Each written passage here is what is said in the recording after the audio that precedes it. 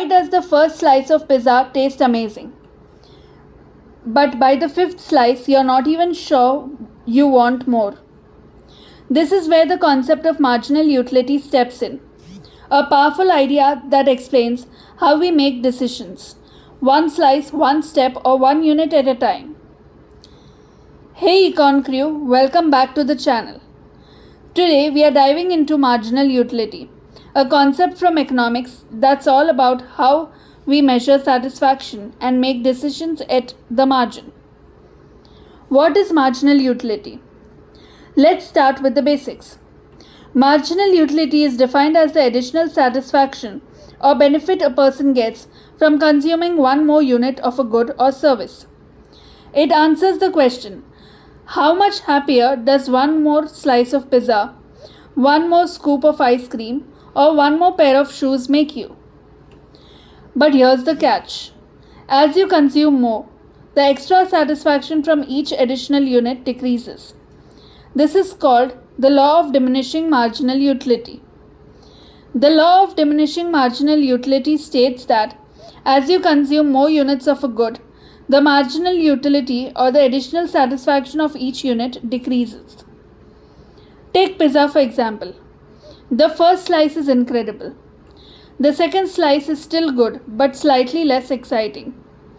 By the fourth slice, you're questioning why you even ordered a large.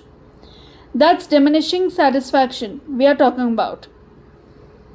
Now, let's clarify an important distinction. Total utility versus marginal utility.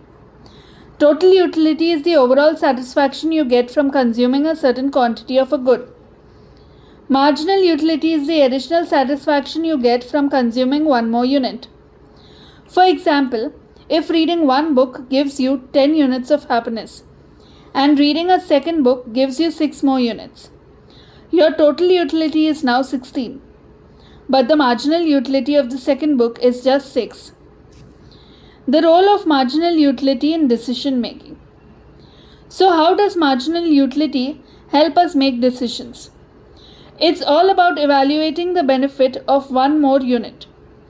You keep consuming until the marginal utility of adding one more equals or falls below the cost or effort required.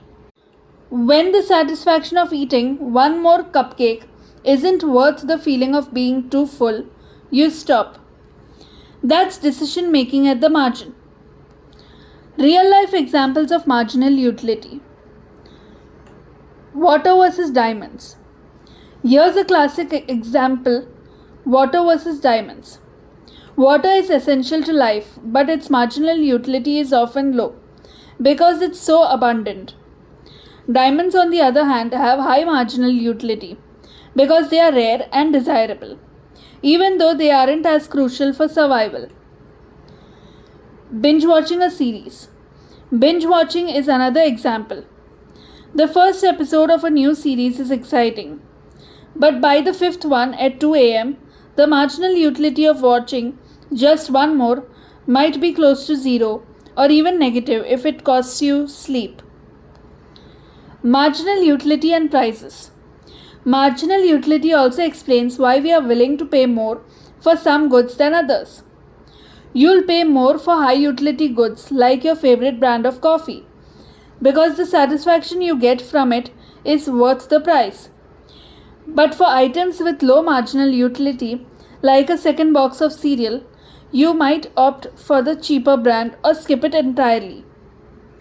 Why marginal utility matters?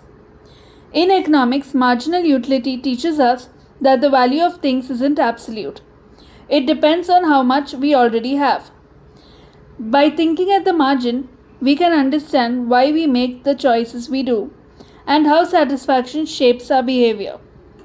So next time you're deciding whether to grab one more slice, think about the marginal utility and maybe save room for dessert. Thanks for watching and I'll see you in the next video. If you enjoyed this explanation, hit like, share and subscribe for more fun takes on economics and decision making.